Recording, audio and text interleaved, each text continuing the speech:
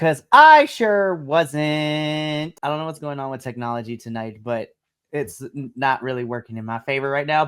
And hello to everyone. Good evening. And welcome to another episode of Los, your weekly CMLL review show here at the BC Wrestle Pod Network, conglomeration syndicate podcasting thing. We're out here, doing crazy things out here.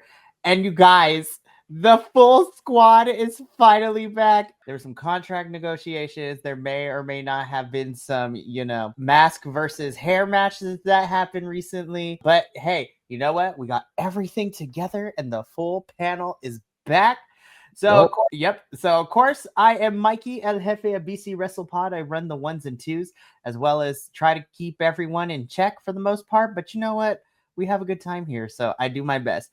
And then, of course, joining me this evening, first and foremost, because it's been a while, but he went on his own journey. He went on to his own excursion across the world that is known as, New Jersey. But coming back to us is... Good to be back. When did we get the production budget? We got movie quality intros and stuff. Although, I'll tell you what, you need to get a hold of that hack, the Adolfo the Nerdy Puerto Rican, so he can change the from the 91st anniversary to this 92nd, because that's a thing. I mean, he has been a bit of a hiatus, so I wasn't bugging him too much, but I'll make sure that he knows, so that way he can change it, because we got to get with the times, y'all. And then, of course, and then last but certainly not least, of course, sandwiched in between the two of us, because that's how he likes it sometimes, is Papa Oso himself, Will. Hello, my friend. Happy you're here tonight. Hola, amigos. All goes on in all the action. And, of course, it wouldn't be a CMLL review without our unofficial fourth co-host, who has been rocking with us, well, forever at this point now, in Agent Lo-Fi, who has some words before he's back. Good to see you too, primo. Oh, my goodness. The full squad is here. Agent Lo-Fi is here. I'm so excited. We are going to get into this past week's CMLL goodness. But before we do all that, let's quickly go through, the introductions, the housekeeping, the announcements, if you will. I won't take forever, though. If you like what you see here, or you want to learn more, we are on YouTube, Twitch, and Kick. Whatever your preferred streaming/video consumption platform is, make sure to subscribe and follow to us on whatever you prefer. But if you want something a little bit more manageable that doesn't require you to sit through an hour or two long reviews of us talking and looking like crazy people talking about wrestling, you can follow us on the social medias at BC WrestlePod. We are pretty much on anywhere and everywhere at this point. But on the social medias, we give you previews of, all the shows that we cover here. We do report cards for the weeklies and the pay-per-views, so those are a lot of fun. And we have a really good time with that. And of course, if you wanted to take it a step further and support us financially to keep the metaphorical and sometimes physical lights on for BC WrestlePod, there are two ways you can go about doing it. Throughout the show, our little friendo, the coffee bot, will be popping in ever so often with a link to BC WrestlePod's coffee, where you can donate to us. It helps us keep the lights on. It helps us, pay for pay, which especially is going to help out this weekend for a certain TNA pay-per-view watch along that's happening, which is going to be a great time. I'm so excited. More on that a little bit later. But if you also want to support us financially, that also gets you some really cool swag. Then check out our merch store, bcwrestlepodshop.fourthwall.com, where we literally have everything you can think of. We have review merch of all of our teams, both here in the stateside and international brands. We have, of course, our specialty limited edition collections, which includes our fall collection, our Latino Heritage Month collection, and just in time for the Spoopy Month, we have two Halloween collections, one to an ode to the art form of Grindhouse. And of course, for something a little bit more lighthearted and comical, you can get your scary godmother on with our Monster Mash inspired t-shirt. But all of that can be found at bcwrestlepodshop.fourthwall.com. Link in the description of this video below. Or if you're feeling fancy, you can click on the link that is in the chat right now. So what you can explore while we go through the show. Alrighty, now that I gotten out of the way, gentlemen, let's get into it, because we have a very fun week to review. But most importantly, Amazonas month. Yes, we got the people need to know. It is October, And CMLL does something in October that, dare I say, no other promotion does, and they dedicate the entire month to women's wrestling, the Amazon CMLL. And I thought this first Viernes Espectacular for the month, I thought the women brought it. It was great. And also really quick, it's just so great to see like the ring decked out in the pink, the talent coming out in support with the ribbons on and everything. So yeah, there we go. Yeah, it's really exciting. And this is all to set up to the one of the events we are looking forward to the most, which is happening at the end of October, which is the Amazona Grand Prix. We are getting, once again, Team Mexico versus Team International.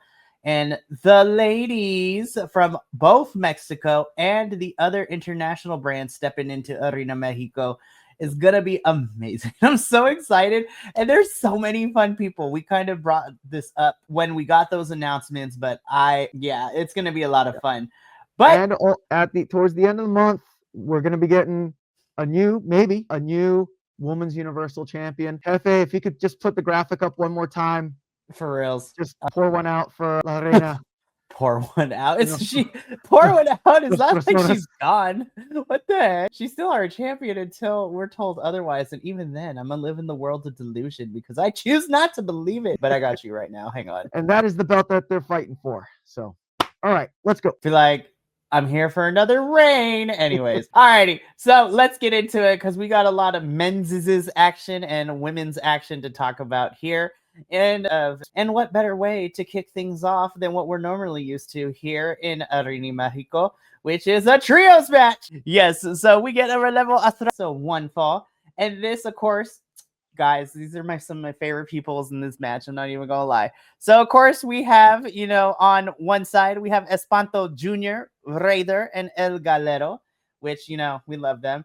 But guys, we're here for Team Spirit and Fringe because we have the team of Negro and who has the best Fringe game right now in all of CMLL. And don't at me because, I speak truth. But I said it before. I was like, I miss Sigurd. And then when we preview next week, I was like, never mind. I'm okay because he's coming back to my screen. Listen, Dulce is one of my favorite people. Love him. But again, this is a relevo, so one fall. Again, we say this every single week, and it is still very true. How we open the match is going to determine how much the crowd is going to get into all the other action that we have on the evening. So, of course, all 6 of these men, we have seen them in various iterations, in different forms, singles, tag teams, trios. But you know what? They are all fantastic. But, of course, for me personally, this was a lot of fun. I truly enjoyed this match. Again, anytime I get to see Rey Cometa and Espiritu Negro, it's one of my personal favorites because, again, of the garb and everything and just the way that they present themselves with their character and their heritage is always a bonus for me.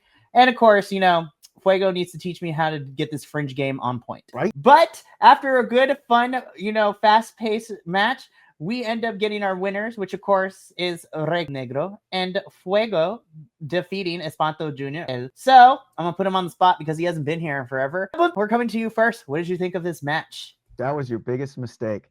All right, no. So for our new viewers out there that might not know, in Lucha Libre, one big difference, dare I say, from your North American wrestling is that you have a more defined good guy, bad guy side. So in this match, so the good guys are known as técnicos, the bad guys are known as rudos. In this match, we have on our rudo team, so those are the bad guys, Espanto Jr., Raider, and which interesting, Dark Magic was not there. Do we know if he's injured or not? Can we get a fact check, Primo, for that? Maybe, possibly, because Espanto Jr. and Raider usually team up with Dark Magic. I forgot their team name, but we normally see them opening up the Viernes Espectacular. Also, Rey Negro, like said, he's usually out there with Dulce Gardenia. They are the team known as Los. But we had Fuego stepping in this match. These 3 have met each other numerous times before, but I feel they know how to get the party started. Just a lot of energy.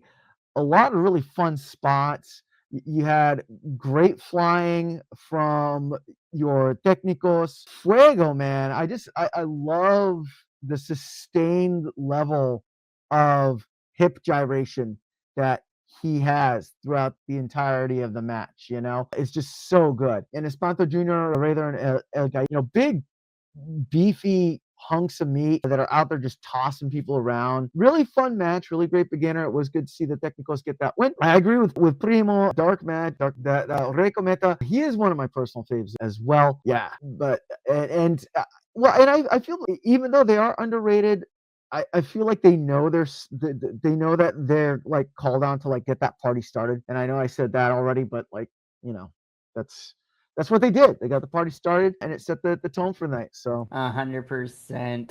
Well, Papa, also before we come to you though, Agent Lo-Fi coming in with the news update, if you will. Dark Magic is fine, just in the doghouse with CMLL at the moment.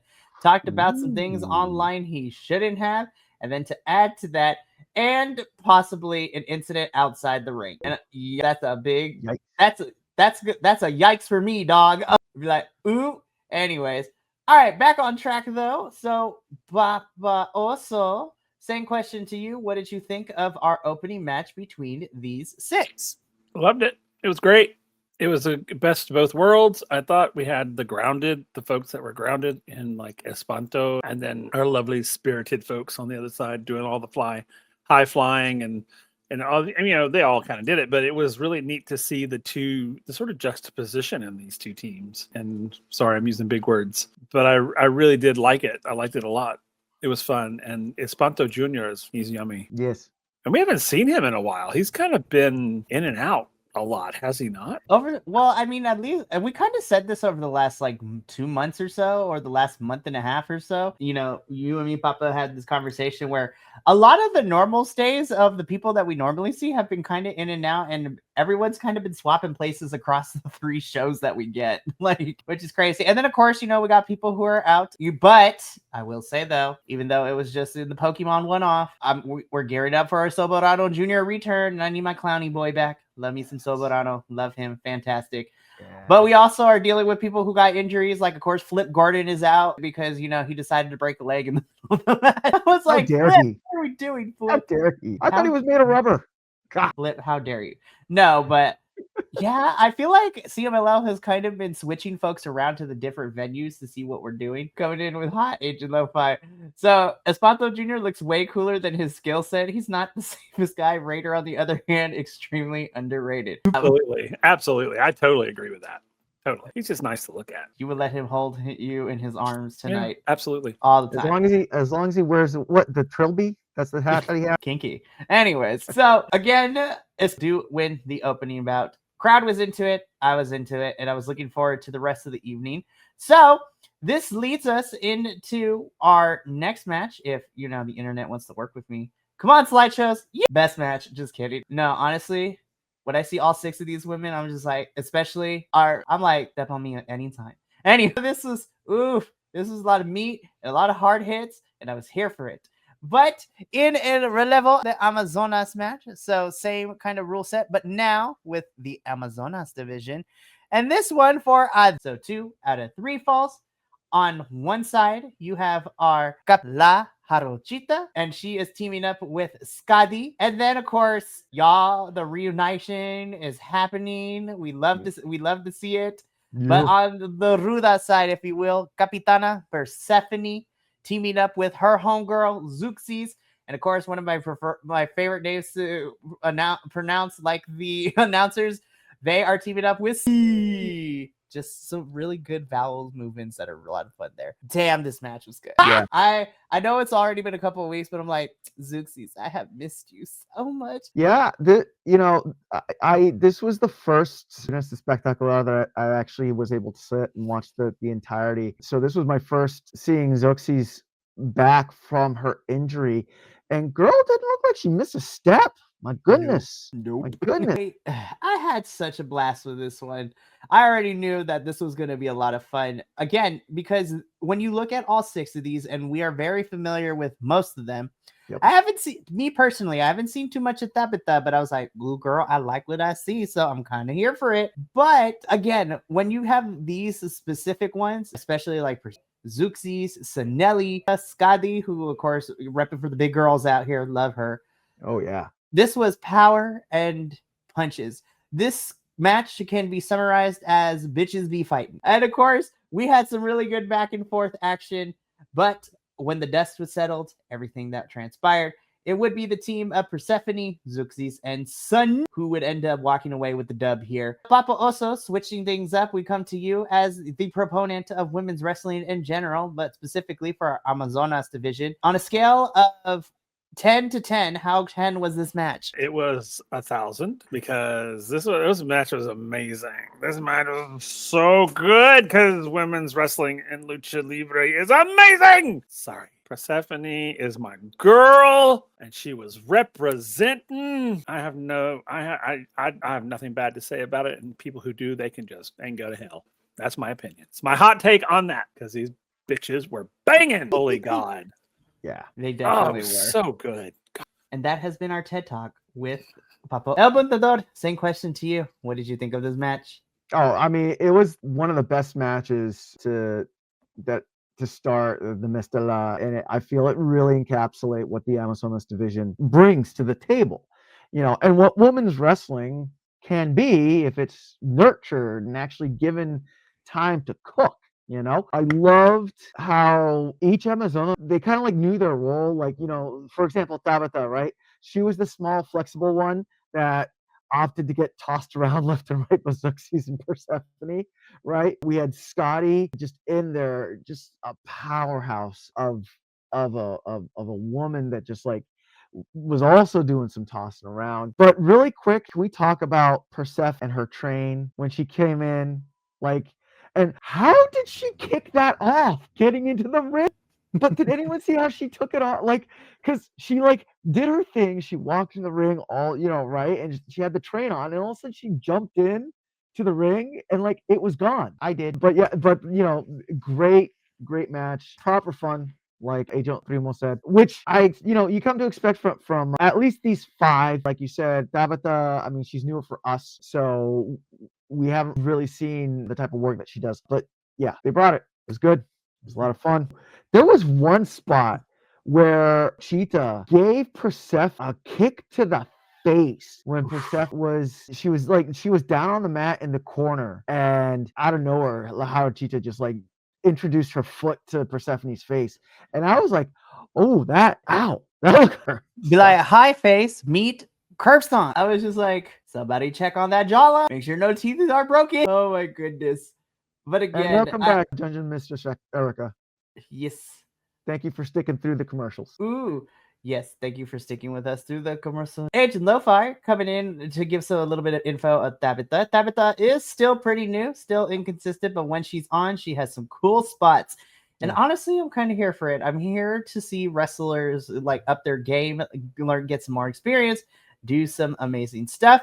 And yeah, I love this. This was a lot of fun, and I 100% agree. This was definitely a really good way to start us off for October and Amazonas month here in CMLL, because we always get the bet. Not to say any the other Amazonas matches throughout the year aren't good, but I was like, we know that we're about to be amazed with the Amazonas division, especially since we're gearing up for the Grand Prix, which we're going to talk about at the very end, because I want to remind everyone how stacked this Grand Prix is going to be. I'm just putting it out there.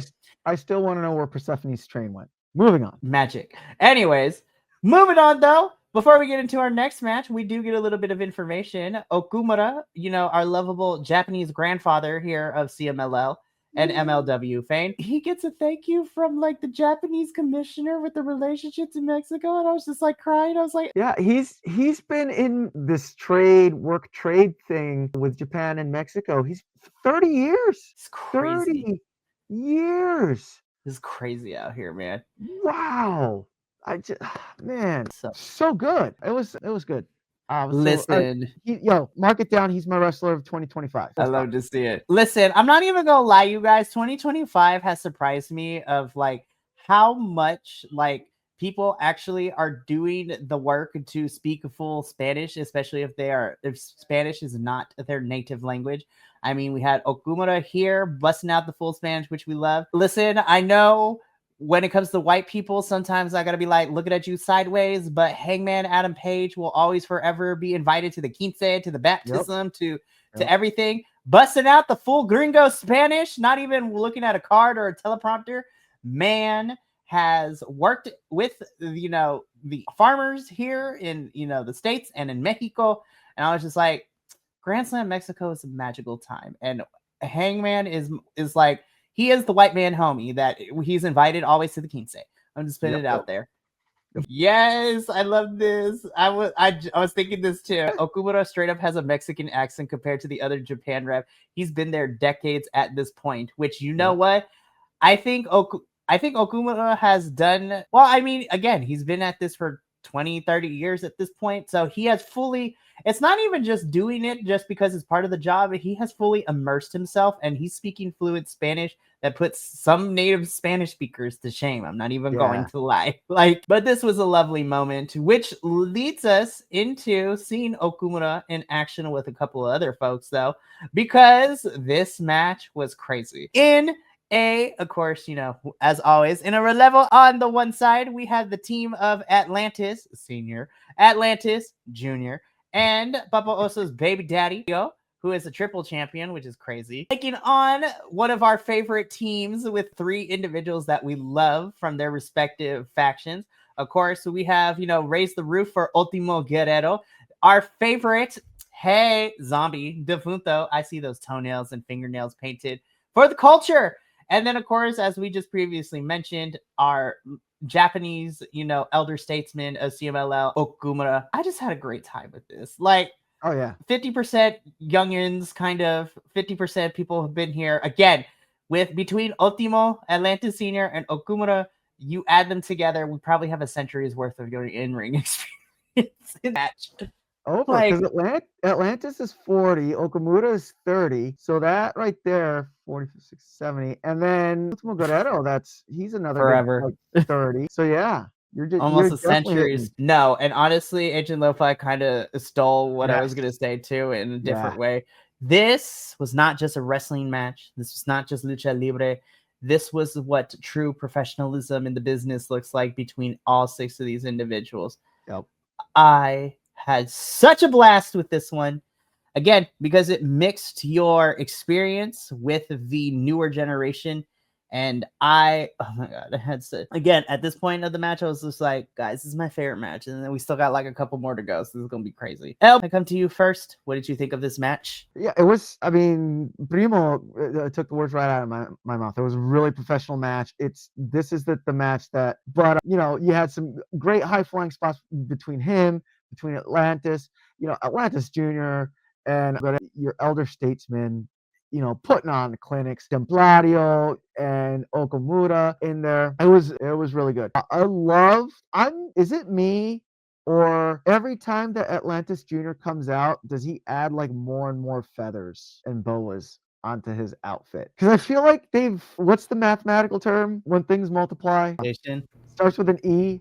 Papa, also help me out. You're using words. I was like, I'm the math person, and I'm like exponentially growing. Exponential growth. Thank you, exponential. Thank you, Dungeon Mistress. Yeah, it seems like his feather boa output has grown exponentially since I've last seen him. So great match. Oh wait, really quick, can I the wrestling internet community for a second? Sure, why not? There's a branding collecting harmony. It's like, shut up. You know what I have to say? When you can get in the ring and do what he does, then you can say something. Otherwise, shut your mouth. Right. All right, I'm done. Sorry, I'm done. I love it. Anyways, listen, you do not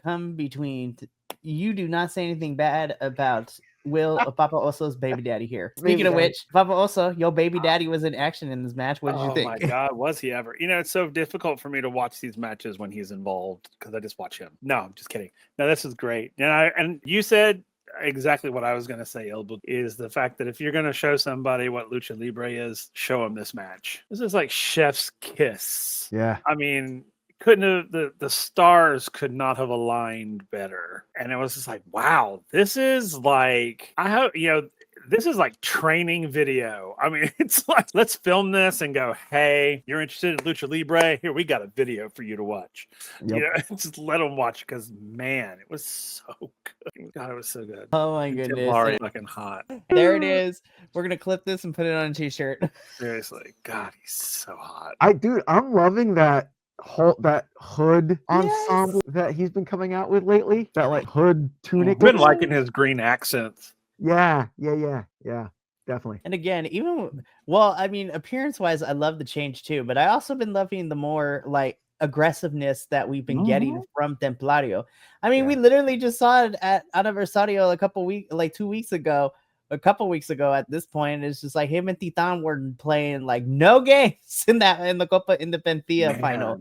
They were playing no games. They're like, nah, we gotta win this thing. Jefe, correct me if I'm wrong, but we got to give flowers to Ultimo Guerrero, who did double duty on Friday Thrills down in Mexico, and then on Saturday up in Los Angeles for MLW. Yeah, a couple of these guys pulled double duty. Yeah. Ultimo did. Was up in in the show. Templario, he didn't wrestle, but he was there. Yeah, Templario would be wrestling later, which we're probably going to see him at Symphony of Horrors later this month. But he was there defending his new MLW championship. Místico was there. Volador Jr., also who'd been kind of looking hot recently, was there as he is now growing the facial hair. And it's just like, ooh, Dark Universe. Here we go. Anyways, there's a lot of CMLL representation. We're going to talk about that in Noticias because I like those matches, but we're going to talk about, which leads into the Grand Prix because we had one of the members of Team World defend her championship at Slaughterhouse, and it was great. I mean, that is very true. I mean, he is, Rey de Plata y Oro. Like, come on now. None of these guys have squat. Místico, no joke. He's done multiple 9-day plus runs, which is nuts. But you know what? Like, Místico is that dude. We love him. But again, this match, it was like, oh my God, I don't know how I was like, what is left on this card? What's going to happen, y'all? I was like, how do we even come close? This match, to me, again, this is my own personal, you take it for what you want.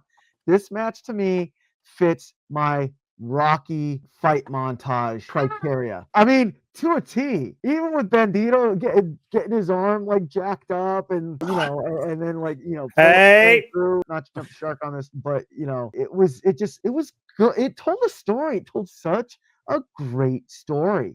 This match, man, so good. Go ahead. Sorry. No, literally, my expression when I change to the card is just like, Bandito, come here real quick. We gotta have a quick chat. Like, you need to stop putting on bangers because, like, I already have you as my favorite wrestler as 2025 already, and that's probably not gonna change. I'm not even gonna lie, y'all. But Takeshita, they need to relax. Like, between you and Takeshita, I need you two to just stop having bangers. Like, actually, no, keep having bangers because then I can prove that Bandito's had such a great year. Like, him and Takeshita, like, oh my God. No, but okay, but let's talk about this though, Angelo 5, because listen, I love Bandito with all my little heart, and I think he's had a great 2025, and he's my favorite wrestler. However, we also have to talk about and give flowers to Echisetto because the fact that he was so over in this match, but people still love Bandito is also amazing because Echisetto is also him. It's literally, this was a rematch of what we got at Death Before Dishonor at the Ring of Honor pay-per-view earlier in the summer. But of course, it's in Arena Mexico, and we didn't go the full 30 minutes, which I think this match was better because we did not need them going full 30 minutes. The match was great, but then the last 7 minutes was like, they gassed. We should have cut it 5-7 minutes ago. But this was perfect for what it was, and I 100% agree with you when Bandito's arm getting messed up, telling the story, Echisetto working the arm, which is great in-ring psychology and a lot of fun with it. Also, they're both fucking hot. Anyways, and yes, Bandito is making the Macarena cool, and it's not just for white people no more. Anyways, I'm telling you, when Brody King does the Macarena, that is when that tag team championship run will end. Anywho, but this was for the Ring. I didn't even say for what it was. This is for the Ring of Honor World Championship. Either one fall, as this is, a standard bout. Echisetto versus Bandito, the champion. My God, these two brought it. This was amazing. Bandito retains the championship, but I don't freaking care. This, again, I was just like, the last match was amazing. This was amazing. I was like, CMLL, we got to stop having banger after banger after banger on one card. And I'm like, technically, I'm paying $30 to watch all this live, but even still, it's just like, this is pay-per-view level quality on my YouTube screen. YouTube. Anyways, I digress. I mean, yeah. You know, we did have the reminder that it was YouTube and also CMLL because the audio quality. Oh my gosh! Listen, CMLL, I love you, but we gotta get this production fixed, y'all. Like, what? That's T. What's T, sis? Like, come on now. But yeah, I mean, that's all my thoughts I have. Papa, also, like, what did you think? It was fantastic. I knew it was gonna be. That's why it's like that. Hechicero, man. Anytime Hechicero is involved, it's gonna get like dirty. He's gonna find like 10 different ways to try to pin you and submit you. And I was like, how? I'm like, this is brand new. How are we still pulling out things I've never seen before? Like, holy crap. But I mean, yeah, you're 100% Agent Lo-Fi, and I saw that too, because I was like, oh yeah, I forgot, because Ring of Honor champion, duh. But listen, if y'all don't have CMLL and you want to watch this match though, even if it's for a free trial, at least I have a whole month free still because of what happened at Death Before Dishonor. So Tony Khan gave everyone a free month of Ring of Honor because of that, which is crazy. This match is also airing on Ring of Honor tomorrow, so y'all should go watch that too if you can. Get a free trial of it. It is great. But yeah, I'm like, I have no words to express how much I love this match. Bandito and Hechicero individually are flipping fantastic, y'all.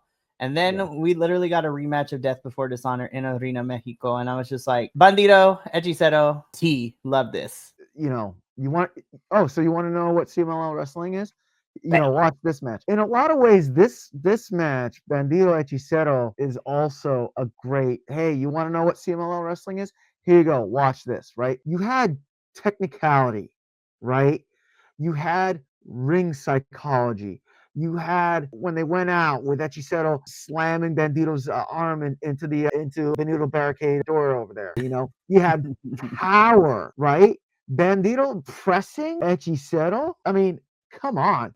High flying. This had like everything. And so it was another great example. Great match. Do the thing. Watch it. Good. It's goodness. And honestly, so I kind of want to get on my soapbox a little bit, right? Because CMLL has this working relationship with a couple of different promotions. Literally with the Grand Prix, we're getting people like all of this, like honestly. Before I get on my soapbox though, Agent Lo-Fi kind of coming in with some opinions, and I kind of here for it. These two, not just two of the best wrestlers in the world right now. Honestly, same. Like, I'm gonna be so for real. I was just like, I mean, I would make an argument if we're going to do a top three for me personally, it's going to be these two and Takeshita. Like, Konosuke Takeshita is in my top three this year. Like, not even going to lie. But I'm going to get on my soapbox because, like, I love this working relationship that CMLL has with New Japan and Rev Pro and even AEW, because, ROH and AEW are together. And I was just like, I don't know what it is, but Bandito and Brody King fit in Arena Mexico so damn well. Bandito being able to come down here and represent AEW, but also put on bangers and just like in CMLL, like it's nobody's business. And I was just like, ugh. And honestly, even though he's injured right now, I want to see Hologram come down here more because I think Hologram is fantastic as well. Also, Elk, which I still hate the name, but formerly known as Arez. If we wanted to throw him down here as well, I would love to see Arez, which is great. All I have to say is Lucha Libre is it, folks, and y'all need to get into it because the working relationship puts a lot of these talents from CMLL on the U.S. screens, and hopefully it leads into them wanting to watch CMLL. Lo and behold, my friend and I were watching All Out Toronto 2 weeks ago, and he was really in love with the triple threat between Okada, Takeshita, and of course our CMLL boy, Mascara. He is such a huge fan of Mascara Dorada, and then his jaw hit the floor when I told him that the kid is only 23 and he's so damn good. But he's like, I need to watch CMLL. I'm like, yes, welcome to the CMLL. Yeah. Hope you stay here for a while because it is so good. It is so fantastic. Yeah, no, but for real, I really, really hope, because I know that promotions in Mexico are kind of crazy. I'm hoping Arez gets the okay to work in CMLL because yes, Arez versus pretty much this whole entire roster in CMLL is a match that I want to see really badly because Arez is so good. So fantastic. It's so good. But again, I was just like, this match is a banger. Like, what else can you do, CMLL? We just had 2 back-to-back bangers. I was just like, there is no way what you have for me next is going to, take that off the top spot. Wait. But yes, what's up? I just want to touch on tres cosas really quick about this match. Number one, going back to how Hechicero was over, I felt at the beginning the crowd was very 50-50, but like as the match went on, it definitely felt like the crowd swayed more towards Hechicero, which was very interesting. Very interesting. Number two, the only, dare I say, nitpick about this is how do you set up Bandito to lose the ROH championship now when he quite literally pinned one of the best wrestlers in the world, one armed in essence, Yeah, I see some people kind of that might like bring that up. Like I can see it happen, but that's just my like one nitpick. And also, why haven't we discussed about Bandito's walking in ring gear? Why has that not been brought up? Because I would cry every single time we talk about it. That's why. Like, oh my god, it's so beautiful. That was some armor. I was like, what in the Common Rider is this? What? You're right. I will. And Bandito has gone on record too. He is such a nerd underneath that mask. Like, he loves comic books. He loves like Sentai shows. I was just like, yeah. So, and I mean, hey, you know what? Agent Lo-Fi comes up with some very valid points. Now with Bandito, he's now quote unquote hurt now and not 100%. He can lose and doesn't need the belt, in my opinion, which is very true. Yeah, sure. Because whoever wins it be like, oh, you didn't beat Bandito at his 100% because he is quote unquote injured, but not really. But yeah, again, I was just like, CMLL, what can you possibly have? There is no way what's going to happen next is going to like dethrone this, because I was like, oh no, this is probably my favorite match. I was like, all right, last match. Let's see what you got. I'm like in my head. I was like, oh, there's no way that's gonna top my favorite match. I was wrong once again. Of course, it was gonna. Of course, you knew they were gonna break it. Come on now. God, I was just like, remind me I should never doubt the women wrestlers. Like in the years that I've been watching wrestling, y'all know that the women's division carries in any promotion, and I will hear no other argument about that. But yeah, we have basically got a Cybernetico here. This is the first phase for the CMLL the Amazonas Universal Championship for us English speakers. And literally, this is a Cybernetico elimination match to see who would make it to the finals at the Grand Prix, possibly, to, try to become the new champion. And in phase one, of course, the 6 talents that were vying for that position include La Catalina, who we also love dearly. Again, her outfit looking like at the Pokemon collaboration show was hella cute and adorable. Please go watch that. I'm sorry, not Espeon. Sylveon. There's so many evolutions. And I believe there's going to be a new one. You know what? I wouldn't be surprised. But La Catalina, India. We'll be finding out in 10 days. Yeah. Go ahead. Sorry. It's okay. So the 6 Amazonas in the phase one include La Catalina, India, Sui, Olympia, and of course, Loving the Mask in Miss Candela. I was like, ooh, hell yes. But yeah, let's just fast forward to the ending, because I was not right. I was surprised, but I was pleasantly surprised. This match ruled. It would be a hard act to follow, but they made it work. I was very surprised with India getting the win. I'm not gonna lie to you guys.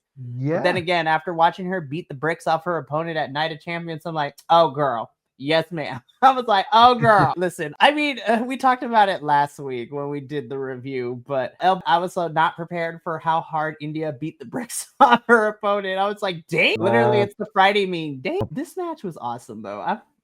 We're far enough into it. I fucking love it. I was like, holy shit, man. Man, this was such a blast. I had a good time. And I was just like, oh my gosh, we're preparing ourselves for this.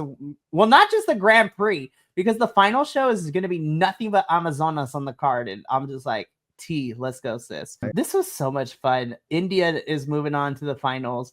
And I was just like, oh my gosh, this is going to be great. I'm actually going to go with you first, El Butador, because I want Papa Oso to close us out with this one. But what did you go for it? All right. So number one, I am totally digging this Candela repackage that she has, the whole brujeria thing. Yeah, that mask that she had I loved it. The with the skull theming. Yeah, right. And then like the whole like trench coat with the where the world's coming San Diego hat going. It was good. It was good. Number one. Number two, now I haven't, and I know that she's been on ROH TV and whatnot. Did she get a new theme song recently? And by recently, I mean like in the past few months. That's a Because good I don't question. remember her theme song being her name like that. No, I mean, it don't was think good. so. It's been a recent change, I believe. Okay. All right, cool. And then number 3, Olympia, Megan Bain. Oh my god, my body's not ready for the like true. Literally, Megan Bain is a true Amazon. Like They both need to come out with that because I mean, Olympia had the headdress going. They don't even need to wrestle. They just have a pose off. for reals, Right. literally Cool. the aura in that match would be like anime levels of like I'm not ready for this, but I kind of am here for it. CMLL has been fudging the audio recently with overdubs, and you know what? Because we're on YouTube, that is fair. They're trying to avoid copyright. Yeah, it's a lot like when we watch NJPW and like certain wrestlers when they come on, they completely just cut the audio because of copyright. It's crazy. But yeah, so the match itself, the match was great. You know, I didn't think that they needed to like go above and beyond the previous matches. I feel that the previous matches kind of like set them up. To be fair, I thought it was going to be La Catalina again because I feel like the last 3 years, I'm sorry, the last 2 years it's been La Catalina, and she has like gotten to the finals but has lost. You know, so it was good that in this we got it. I'm done. And that has been the junction. And he just, all right, let's close this out with, you know, the man with the plan is our lovable friend here, Papa Oso. Papa Oso main eventing was this. Just, you know, just be honest with us. Like, how was this? I feel like there's so much pressure on me all of a sudden. You know me, I am like the biggest advocate for women's wrestling. I am constantly talking about how it's not made important enough in American style wrestling, and it should be, because a lot of the female wrestlers that I know of could whoop the hell out of a male wrestler in American style wrestling. Here in Lucha Libre, holy God, these women, they do not pull punches. They like, you know, the whole blood match with Mystico in my brain. That's how I see every Amazona match. Like they're out for blood, and it's like they're so brutal, and it's so wonderful to watch. And it's not because to me it doesn't feel like because they have to show off to prove themselves. These bitches, they got it. They already know. They're like, no, we know what we're doing. We know we can do it. So when they come into the ring, it's like, I'm just showing you what I got. And what I got, you ain't gonna like, because it's gonna be upside your head. And yeah, I agree with you nothing could get better than this. And then of course, and I agree also with the second is the fact that it feels like the evening was a setup for this match. And so they didn't have to try hard, which was great. They just got in that ring and did what they do best. And I think that's when the Amazonas are at their height, is when you just let them do their thing. And it's beautiful art. And so, yeah, these women rock the world. So that's all I have to say. And on that lovely note, beautiful. No, it makes me super excited for what's to come for the remainder of the month, as well as what awaits us at the Grand Prix too. And what matches we're getting on that card, because again, it's all Amazonas action, which also includes, you know, all our referees being women, the commentary team. Hopefully they do it again like they did last year, where it was all women commentators last year too, which was really, really nice.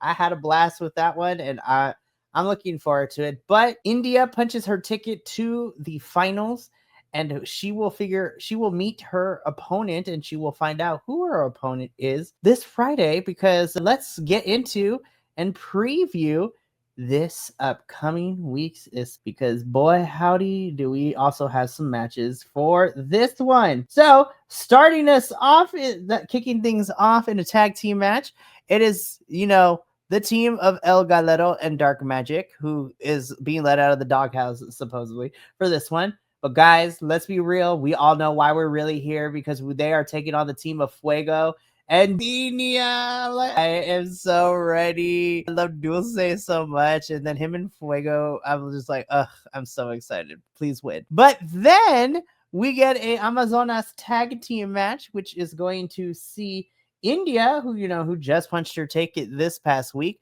teaming up with La Catalina And they have a challenge in front of them because they will be taking on the team of Persephone and Olympia. So y'all know that match is going to be good. But then we are getting a Amazona Relampago match. So 10-minute time limit. Bye, Primo. Bye, Primo. Thank you for showing. I know we're not used to having an hour-long show anymore. But now that Butador is back, we actually get to go back to being an hour, which is crazy. But anyways, we're getting an Amazonas Relampago match, which sees Juvia taking on a returning to CMLL, Tessa Blanchard.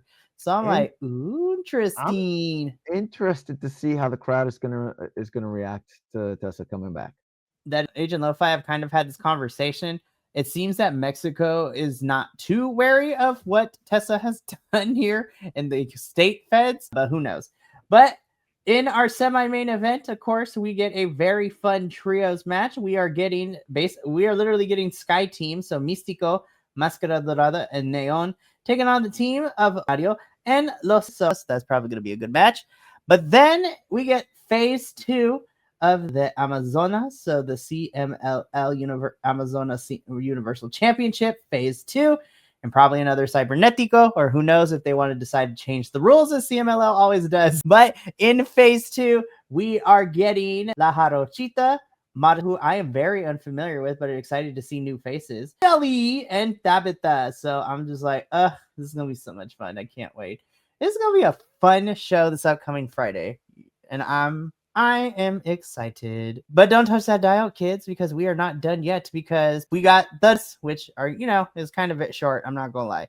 Because outside of CMLL, I only have a couple things to talk about. First and foremost, MLW this past weekend had their show Slaughterhouse, and we had some CMLL representation up in here. So, of course, kind of going over everything. We had a match between Volador Jr. and substituting in for, Zandokan Jr., who is out injured, was, Star Jr., him and his luscious hair was involved in this match. Yeah, both have luscious hair. How can you just say Star Jr. has luscious hair? I'm not gonna lie, Adolfo and I were probably drooling because of how hot these two are. Just kidding. I was for sure. And Volador has that salt and pepper thing going now. Also, I think he did this on purpose because his trunks were like a couple inches too short. And I was like, Volador Jr., right? When did you have cake back there? Like, you haven't, what is happening? I was just like, God, stop being so hot. Anyways, hey, if you want, listen, Papa, also, if you want to check it out, it's free on YouTube still, so you can go ogle for free. It's so good. But no, the match itself was a lot of fun. Volador Jr. would end up winning, so he is going to the semifinals where he has his work cut out for him. He's got to be going up against the bread man himself, Satoshi Kojima. So that is going to be amazing. But then, of course, Star Jr. launching himself over Barry Barricade. The crowd was amazing. I'm not even gonna lie. But this was the main event of Slaughterhouse. This is so good. It was a lot of fun. Místico versus Edo. This was a lot of fun. Místico would end up winning. So I am very interested. And Agent Lo-Fi had to dip early, but he was there watching Slaughterhouse live with us.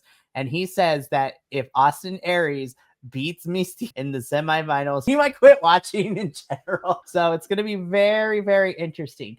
Now, I do want to say that I enjoyed both of these matches, but after doing some reflecting, I still hold that my favorite match, and I highly recommend y'all go watch it. My favorite match of the entire card still probably has to be our MLW Women's Featherweight Championship match between, our champion, the biggest Kai, Yoko Nakajima versus, Mori. I was just like, that match was awesome. And I was just like, it had everything.